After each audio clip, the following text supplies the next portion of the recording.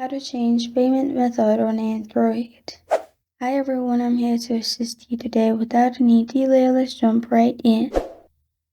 First, open settings on your Android device. After you have opened settings, simply click on Bluetooth and device connection.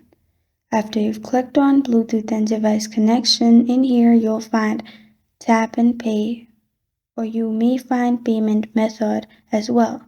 Click on it. After you've clicked on it, click on Payment Default at the top.